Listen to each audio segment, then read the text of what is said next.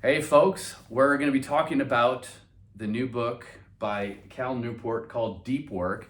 And Matt initially introduced this book to me, and I'm about halfway through it. And it's really encouraging because it's all about how do we find that focus? How do we find success in a world full of nothing but distraction? Introduce the book to our audience the same way that you introduced it to me. Well, so Cal Newport, he developed this idea called the deep work hypothesis, right? So the deep work hypothesis posits that the ability to perform work is becoming increasingly rare at the exact same time as it is increasingly valuable in our economy. So this breaks down to a few simple ideas. One, value stems from craftsmanship.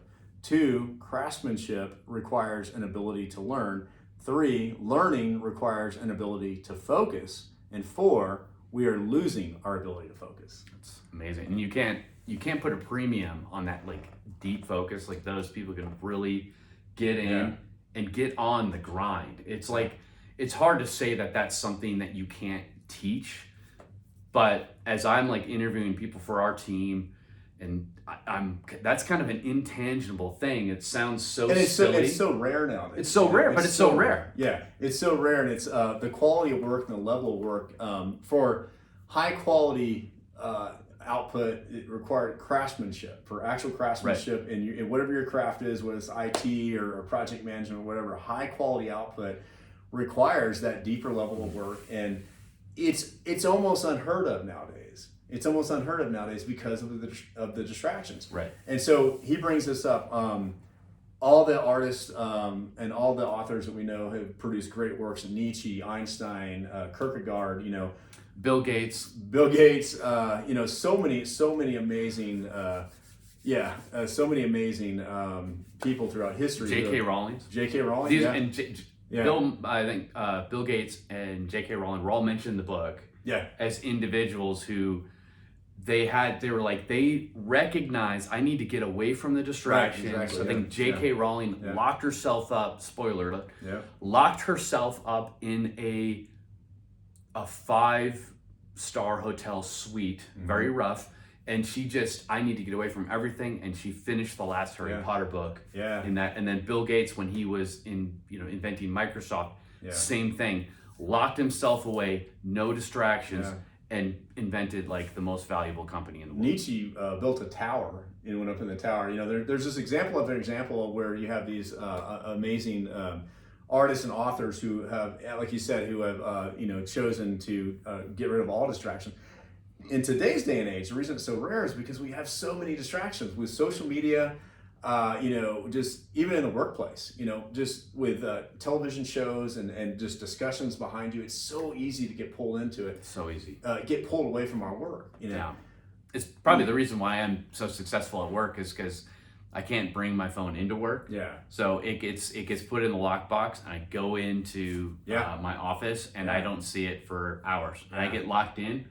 But it's so funny, as soon as I get out of the office, and you see with the other folks too, just out and just it's locked in instantly. Yeah. And I would totally admit, and that's like, isn't that one of the third fundamentals of the book? Is like the distractions. Oh yeah. There's some four rules that he sets four up. rules. Yeah, he sets up a series of rules, but we can get into those as we. We'll get into those. But it was really a gut check for me because I was like, I'm totally addicted to my phone. Yeah. I have to put it away and get away. I have to physically lock it in a drawer. It's also, I think, to get anything done.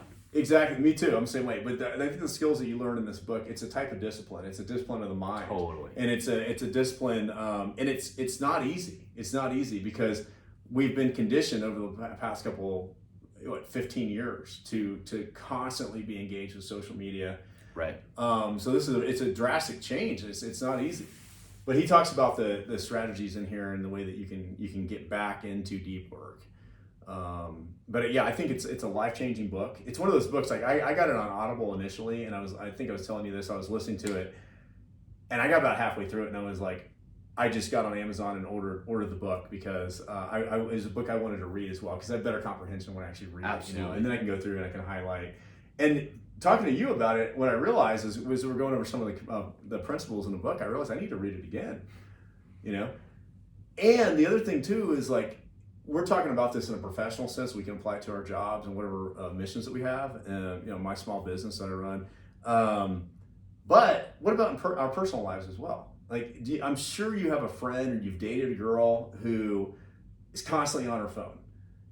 And I mean, they're held captive. They're captive by it. Like held captive by the phone. I've dated women where I've had to ask them, can you put your phone for a second? Or I've said, in the middle of a conversation, just in the middle of a conversation, I have friends do this too. It's like in the middle of a conversation, they're just looking at their phone. Suddenly they're not there. They're not with you. It's like, is there something more important than real life going on right now?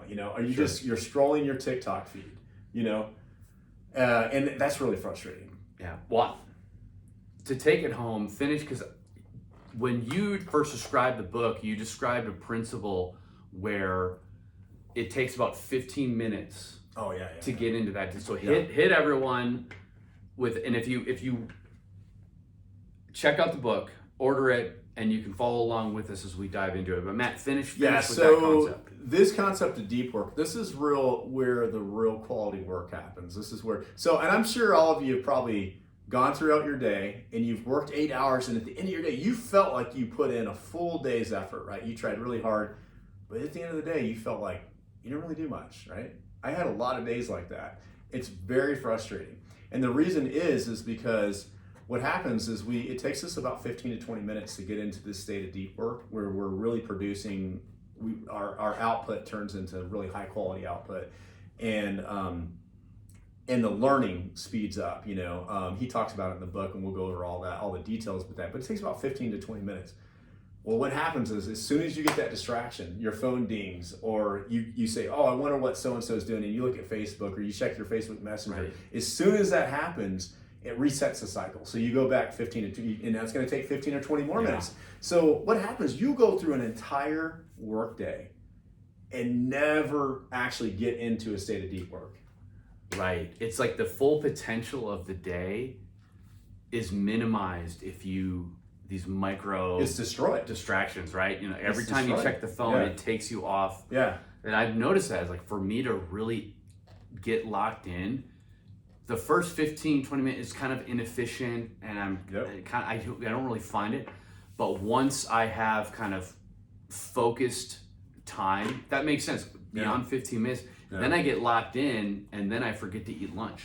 Yeah. Because I'm like locked in, and then so that's a great point. It's funny. It made me think of the movie Office Space, where he's like the Bobs are interviewing him, right? And he's talking about his day, and he's like, yeah, I'd say in an actual given day, I only do 15 minutes of actual work, And management material right there. And that's really great what quote. But I think he was really describing that. I mean, even that movie I think that was before social media, right? But even though he was like there for 8 hours, he'd be like, I legitimate 15 minutes of work. Because you're finding distractions. I mean, and now it's just, there's so much, especially with telework too. It's like, I think people like Elon Musk, he gets a lot of crap for, telling his employees that they need to be in the office, and more CEOs are doing that. I know Apple just did now, or Amazon just announced. Did they? Yeah, I know the CEO of Yahoo. I think 5. Yeah, they was 3 days a week. Now they're increasing. She was one of the first ones, the CEO of Yahoo, to send everybody back to work, saying they got to be in the office, because it's like, when you're at home, you have even more distractions. You got your dog, you got your cat, you got your little kids running around. I mean, there's so much going on. But this book is one of those, but it's cool because a lot of self-help books, it's like you could kind of condense them down to just like maybe 5 to 10 pages. Yeah. This book, every single page is valuable. Every single page. It's really incredible. Well, focus is a skill, and it can be improved. So I'm already feeling an improvement with what I've gotten out of the book so far, and we look forward to bringing that forward to you guys. So stay tuned. You can always just eat Adderall too. That's what I do. We'll cut that out.